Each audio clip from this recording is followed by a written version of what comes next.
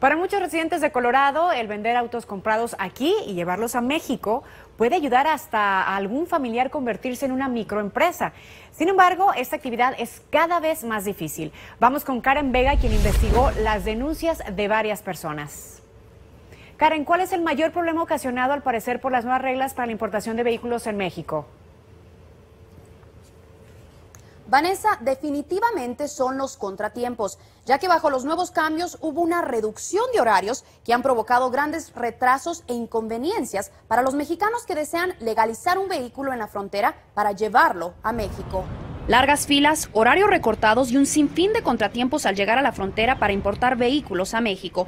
Eso es lo que cambios en el sistema aduanero han ocasionado y que empresarios como la señora Otilia Ochoa conocen de primera mano, pues ella representa a una agencia de importación de vehículos aquí en Denver. Ha disminuido la cantidad de vehículos que podemos legalizar debido al nuevo horario y a las nuevas reglas que implementó la Autoridad Aduanera de México. Según la señora Ochoa, anteriormente el tiempo para legalizar un vehículo era de 9 de la mañana a 8 de la noche. Bajo nuevas reglas, este tiempo se ha reducido de 9 de la mañana a 12 del mediodía. Hay veces es casi imposible que el cliente cruce ese día por las largas filas que se hacen y aparte tenemos que contar que el pedimento tiene 72 horas para que ese vehículo cruce. O sea, sí son bastantes los problemas que tenemos hoy en día debido a estos nuevos reglamentos de la Autoridad Aduanera de México. Según autoridades aduaneras mexicanas, la reducción de horarios no es algo que ellos pueden controlar, ya que también colaboran con la aduana de los Estados Unidos. Hay muchos módulos, por ejemplo, de Banjército, que trabajan las 24 horas del día.